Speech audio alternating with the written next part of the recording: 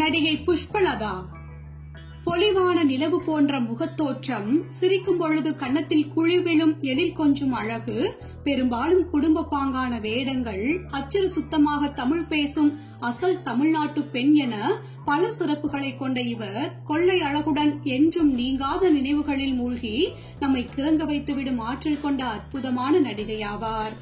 காதல், வெட்கம், கோபம், சந்தோஷம் என அனைத்து உணர்வுகளையும் தனது நடிப்பில் காட்டி கல்லூரி மாணவி, உயிர் கொடுக்கும் தோழி, பாசத்தை பொழியும் அன்பான அக்காள் அல்லது தங்கை, காதலி, நல்ல மனைவி, அன்பே வடிவான மகள் என அவர் ஏற்று நடிக்காத வேடங்களே மிக குறைவு என்று சொல்லும் அளவிற்கு நடிப்பு திறனிலும் எந்தவித குறையும் சொல்ல முடியாதபடி தனித்துவம் பெற்றவரும் கூட.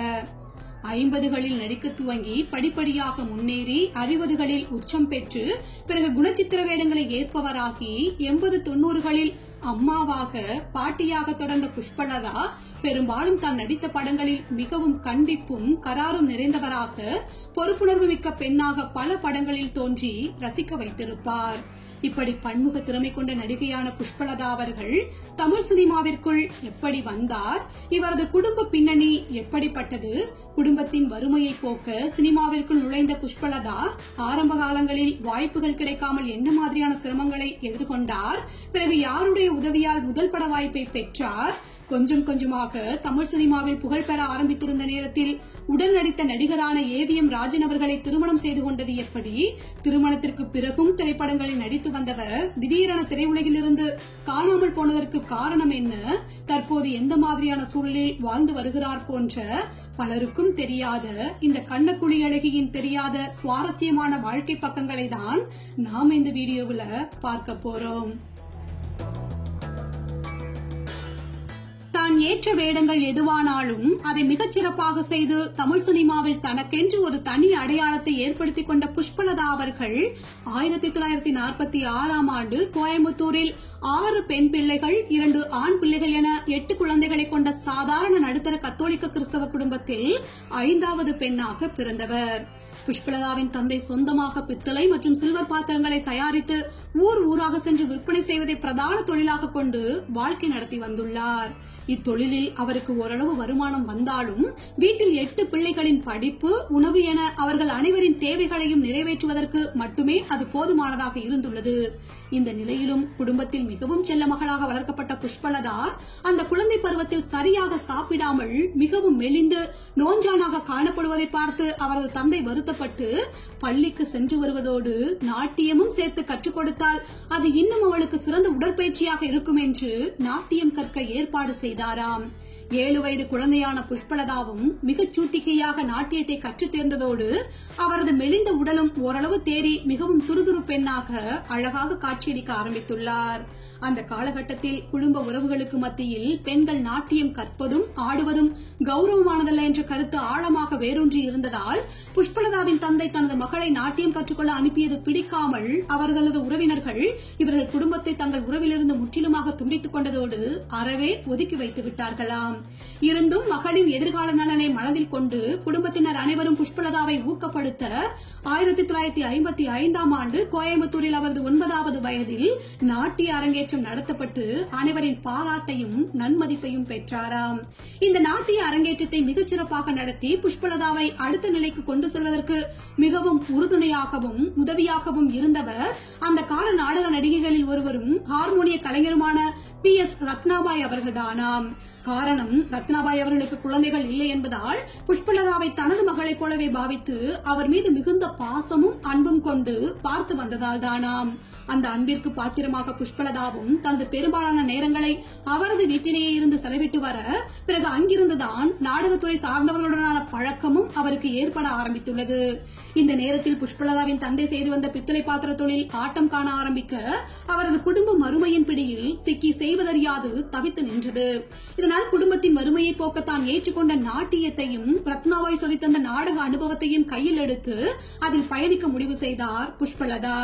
அதன்படி அப்போது வெறும் 10 வயதே நிரம்பியிருந்த புஷ்பலதாவிற்கு எம்ஜிஆர் நாடக மன்றத்துடன் தொடர்பு ஏற்பட அந்த தொடர்பு அவருக்கு எம்ஜிஆரின் பல நாடகங்களில் நடிப்பதற்கு உதவியாகவும் உறுதுணையாகவும் இருந்ததோடு திரையுலகை நோக்கியும் மெல்ல நகர்த்தி செல்ல ஆரம்பித்துள்ளது. அப்படி எம்ஜிஆர் அவர்களின் மந்திரி குமாரி படத்தில் கள்ளர் கூட்ட தலைவனாக பிரதான வில்லனாக நடித்திருந்த கோவையைச் சேர்ந்த S.A. நடராஜன் என்பவர் தங்கள் ஊர் பெண் என்ற பாசத்திலும் புஷ்பலதாவின் நாடகங்களில் ஏற்கனவே பார்த்திருந்ததாலும் அவரது திறமையின் மீது இருந்த நம்பிக்கையிலும் தான் சொந்தமாக தயாரித்து இயக்கிய நல்ல தங்கை என்ற படத்தில் ஒரு சிறு வேடத்தில் நடிப்பதற்கு வாய்ப்பளித்தார். 1955ஆம் ஆண்டு வெளிவந்த இப்படத்தில் குழந்தை முகம் மாறாத தோற்றத்தில் 10 சிறுமியாக பாவாடை தாவணி அணிந்த சிறு பெண்ணாக அறிமுகமானார் புஷ்பலதா. இச்சமயம் புஷ்பலதாவிற்கு 2 கெட்டான் வயதாக இருந்ததால் சினிமாவில் தொடர்ந்து வாய்ப்புகள் இல்லாமல் போக பிறகு நாடகங்களிலும் நாட்டியத்திலும் மட்டுமே கவனம் செலுத்தி வந்தார். அதன்பின் 3 ஆண்டுகள் கழித்து அழகு கொஞ்சம் இளம் பெண்ணாக சாண்டோ சின்னப்பதேவர் அவர்களின் தயாரிப்பில் 1958ஆம் ஆண்டு வெளிவந்த செங்கோட்டை சிங்கம் படத்தின் மூலம் தமிழ் திரையுலகில் 2ஆம் நிலை கதாபாத்திரத்தில் அறிமுகமானார். இதனைத் தொடர்ந்து 1961ஆம் ஆண்டு M.A. திருமுகம் அவர்களின் இயக்கத்தில் சாண்டோ சின்னப்பதேவர் அவர்களின் தயாரிப்பில் வெளிவந்த கொங்கு நாட்டு தங்கம் படத்தில் C.L. ஆனந்தன் அவர்களுக்கு ஜோடியாக தங்கம் என்ற கதாபாத்திரத்தில் கதாநாயகியாக நடித்திருந்தார். இப்படத்தில் தனது தனித்துவமான நடிப்பை மிகச் சிறப்பாக வெளிப்படுத்தி இருந்தும் தொடர்ந்து முதன்மை கதாநாயகிக்கான வாய்ப்புகள் கிடைக்காமல் 2ஆம் நிலை கதாநாயகிக்கான வாய்ப்புகளாக வர அதையும் ஏற்று நடிக்க ஆரம்பித்தார்.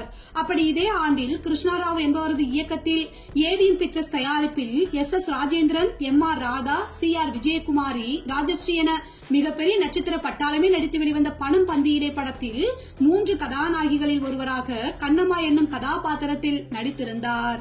இதற்கு பிறகு சாரதா, செங்கமலத்தீவு, போலீஸ்காரன் மகள், ஆலயமணி, பார் மகளே பார், மணி ஓசை, நானும் ஒரு பெண், யாருக்கு சொந்தம், வானம் பாடி, ரத்த திலகம், பச்சை விளக்கு, ஆண்டவன் கட்டளை, கை கொடுத்த தெய்வமாகிய படங்களில் 2ஆம் நிலை கதாநாயகி வேடங்களாக இருந்தாலும் பெயர் சொல்லும்படியான பேசும்படியான கதாபாத்திரங்களில் நடித்து வருடத்திற்கு 7-8 படங்களில் நடிக்கும் அளவுக்கு மிகவும் பிஸியான நடிகையாக வலம் வந்தார்.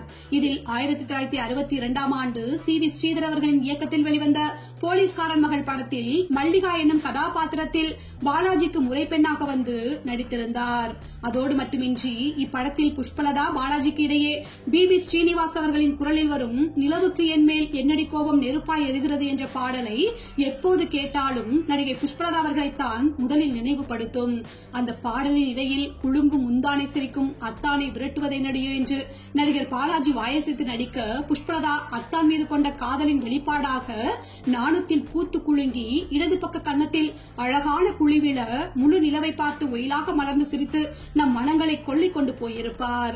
இதற்கு பிறகு 1963ஆம் ஆண்டு பீம்சிங் அவர்களின் இயக்கத்தில் சிவாஜி கணேசன் நடிப்பில் வெளிவந்த பார் மகளே பார் படத்தில் நியாயமான காரணங்களுக்காக அப்பாவிடம் துணிச்சலுடன் எதிர்த்து பேசும் சுயமரியாதை மிக்க வசதியான வீட்டு பெண்ணாக காந்தா என்கிற கதாபாத்திரத்தில் நடித்திருப்பார். இப்படத்தில் புஷ்பலதாவிற்கு அக்காவாக சந்திரா என்கிற பாத்திரத்தில் C.R. விஜயகுமாரியும் நடித்திருக்க இருவரும் இணைந்து வெட்கமாய் இருக்குதடி இந்த வேலவர் செய்திடும் வேலை எல்லாமே என்ற பாடலுக்கு பரதநாட்டியம் ஆடியிருப்பார். ஏற்கனவே புஷ்பலதா முறையாக பரதம் பயின்றவர் என்பதனால் இப்பாடலின் நடன ஒத்திகைக்கு கூட வராமல் மிக எளிதாக தனது நடனத்தை ஆடி முடித்து விட்டாராம். ஆனால் விஜயகுமாரிக்கோ நாட்டியம் குறித்த எந்த பரிச்சயமும் இல்லாததால் நீண்ட ஒத்திகைக்கு பிறகே புஷ்பலதாவிற்கு ஈடு கொடுத்து அவரால் ஆட முடிந்ததாம். இதை விஜயகுமாரி அவர்களே பலமுறை தனது பேட்டிகளில் புஷ்பலதா குறித்து பேசுகையில் தெரிவித்துள்ளார். இதனையடுத்து K.S. கோபாலகிருஷ்ணன் அவர்களின் இயக்கத்தில் வெளிவந்த கை கொடுத்த தெய்வம் படத்தில் சாவித்ரி SSRக்கு தங்கையாக தாயில்லா வீட்டில் ஒரு தாயின் ஸ்தானத்திலிருந்து குடும்பத்தை கட்டுக்கோப்பாக வழிநடத்தி செல்ல வேண்டிய பொறுப்புமிக்க இளைய மகள் சகுந்தலாவாக மிக அபாரமான நடிப்பை வெளிப்படுத்தி எல்லோரையும் ரசிக்க வைத்திருப்பார். அதிலும் படத்தில் குடும்பத்தின் கடைக்குட்டி பெண்ணாக இருந்தும் வெகுளி பெண்ணாக வரக்கூடிய தனது அக்காவான சாவித்திரியிடம் அன்பும் கண்டிப்பும் கராருமாக நடந்து கொள்ளும் இடங்களாகட்டும், மூத்த மகள் மருமகளான சாவித்திரியின் செயல்பாடுகளை நினைத்து தந்தையாக வரக்கூடிய SV ரங்காராவ் வெறுப்புற்று பேசும் பொழுது அவருக்கு ஆறுதல் சொல்லும் இடங்களாகட்டும், எல்லோருக்கும் பதில் சொல்ல வேண்டிய நிலை வரும்பொழுது அதை சரியாக கையாளும் விதமாக இருக்கட்டும், எல்லா இடங்களிலும் ஒவ்வொரு குடும்பத்திலும் உள்ள பல பொறுப்புமிக்க பெண்களை நம் கண்முன் நிறுத்தியிருப்பார் புஷ்பலதா.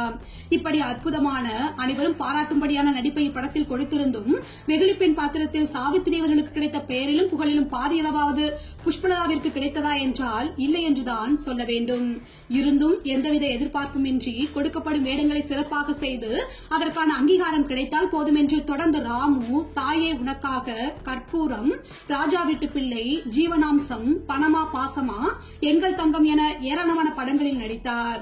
இதில் 1966ஆம் ஆண்டு AC திருலோகச்சந்தர் இயக்கத்தில் வெளிவந்த ராமு படத்தில் ஜெமினி கணேசன் அவர்களுக்கு ஜோடியாக கொஞ்ச நேரமே தோன்றினாலும் பாராட்டும்படியான நடிப்பை கொடுத்து கதையின் முக்கிய புள்ளியாக இருந்துவிட்டு சென்றிருப்பார். இப்படத்தில் ஜெமினி, புஷ்பலதா இருவருக்குமான பச்சை மரம் ஒன்று, இச்சைக்கிளி 2 பாடல் பெரும் வெற்றி பெற்றதோடு இன்று வரை ரசிக்கும்படியான பாடலாகவும் இருந்து வருகிறது. இதனைத் தொடர்ந்து 1970ஆம் ஆண்டு கிருஷ்ணன் பஞ்சு இயக்கத்தில் வெளிவந்த எங்கள் தங்கம் படத்தில் MGRின் தங்கையாக சுமதி என்னும் கதாபாத்திரத்தில் கண் பார்வையற்றவராக நடித்த புஷ்பலதா பிறகு நடிகர்கள் முத்துராமன், கல்யாண்குமார், சிவகுமார் போன்றவர்களின் படங்களிலும் நடித்தார். அதன்படி கவிஞர் கண்ணதாசனின் தயாரிப்பில் வெளியான தாயே உனக்காக படத்தில் போர் முனையிலிருந்து விடுமுறையில் திரும்பி வரும் வீரனான சிவகுமாருக்கு ஜோடியாக அவரின் காதலியாக நடித்திருந்ததோடு வீட்டில் சித்தியின் கொடுமை தாங்காமல் வீட்டை விட்டு கிளம்பி ஒவ்வொரு இடமாக சென்று சேர்வதும் மீழ்வதுமாக படத்தில் தனது தனித்துவமான முத்திரையையும் பதித்திருப்பார். அதேபோல் ஏற்கனவே சிவாஜி அவர்களின் படங்களில் முறை பெண்ணாக, 2ஆம் நிலை நாயகியாக, மகளாக பல படங்களில் நடித்திருந்த புஷ்பலதா 1972ஆம் ஆண்டு வெளிவந்த வசந்த மாளிகை படத்தில் அதே சிவாஜி கணேசன் அவர்களை வளர்த்து ஆளாக்கும் தாதியாகவும் நடித்திருந்தார். இப்படத்தில் குறைந்த நேரமே தோன்றினாலும் கருணை பொங்கும் கண்களுடன் ஒரு இளம் விதவையாக அன்பே உருவாக தோன்றி பிறகு சிவாஜியின் அம்மாவான ஜமீன்தாரணி சாந்தகுமாரியால் துப்பாக்கியால் சுடப்பட்டு உயிர் துறப்பார். இதில் புஷ்பலதா அவர்களின் நடிப்பு மிகவும் பேசப்படும்படியாகவே இருக்கும். இதற்கு பிறகு தொடர்ந்து சிவாஜியின் யமனுக்கு யமன், கமலின் சிம்லா ஸ்பெஷல், சகலகலா வல்லவன், பெண்ணின் வாழ்க்கை போன்ற படங்களில் அம்மா வேடங்களை ஏற்று நடித்தவர். பின்னர் டௌரி கல்யாணம், ஊருக்கு உபதேசம் போன்ற படங்களில் கொடுமைக்கார மாமியார் வேடங்களையும் ஏற்க தயங்கவில்லை. புஷ்பலதாவை பொறுத்தவரை கதாநாயகியாக நடித்த படங்கள் என்பது மிகவும் குறைவு. ஆனால் துடுக்குத்தனமும் துணிச்சலும் நிறைந்த பெண்ணாக பல படங்களில் நடித்தவர். திரையுலக வாழ்வின் இறுதி காலத்தில் தமிழ் தவிர தெலுங்கு, மலையாள மொழி படங்களில் அம்மா வேடங்களை ஏற்று நடித்தார். 1963ஆம் ஆண்டு AC திருலோகச்சந்தர் அவர்களின் இயக்கத்தில் வெளிவந்த நானும் ஒரு பெண் படத்தில் AVM ராஜன் அவர்களுடன் ஏற்பட்ட அறிமுகம், அதைத் தொடர்ந்து இருவருக்குள்ளும் ஏற்பட்ட ஈர்ப்பு நாளடைவில் காதலாக மாறியது. புதுக்கோட்டையை சொந்த ஊராக கொண்ட சண்முக சுந்தரம் என்ற AVM ராஜன் ஏற்கனவே திருமணமானவராக இருந்தும் புஷ்பலதா அவர் மீது கொண்டிருந்த தீவிர காதலால் முதல் மனைவி அவர்களின் சம்மதத்துடன் 1964ஆம் ஆண்டு ராஜனை திருமணம் செய்து கொண்டார். திரையுலகில் இம்மாதிரியான காதலும் முதல் மனைவியின் ஒப்புதலுடன் இரண்டாவதாக வேறொரு பெண்ணை திருமணம் செய்து கொள்வதும் சாதாரண நிகழ்வு என்றாலும் இவர்களின் காதலுக்கு சாட்சியாக 2 மகள்கள் பிறந்தனர்.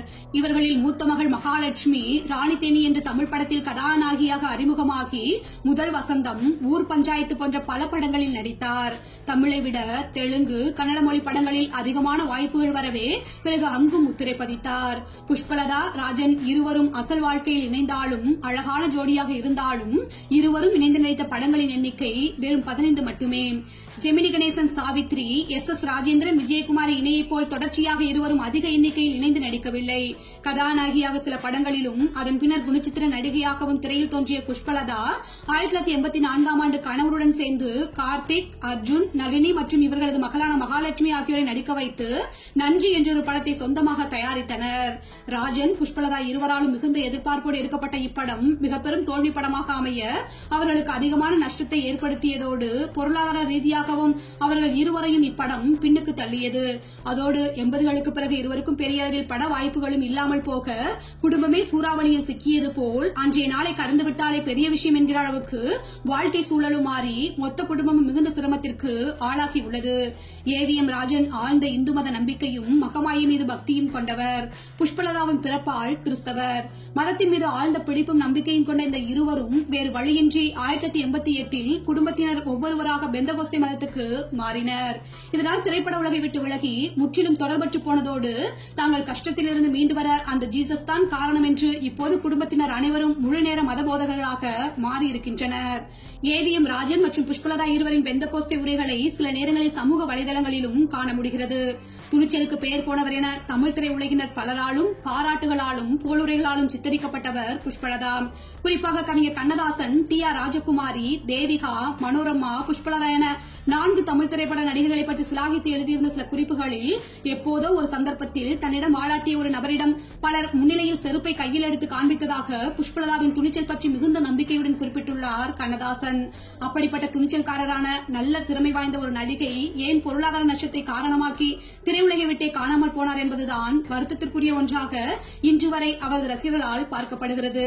இருப்பினும் அவரது பழைய படங்களை இன்று பார்க்கும் பொழுதும் அவரது அழகிய கண்ணக்குழிக்குள் விழுந்து மயங்காதவர்கள் யாரும் இருக்க முடியாது என்பது எவராலும் மறுக்க முடியாத ஒன்று. இது போன்ற சுவாரஸ்யமான தகவல்களை தெரிஞ்சுக்கிறதுக்கு எங்களோட சேனலை சப்ஸ்கிரைப் பண்ணுங்க. மறக்காம ஷேர் பண்ணுங்க.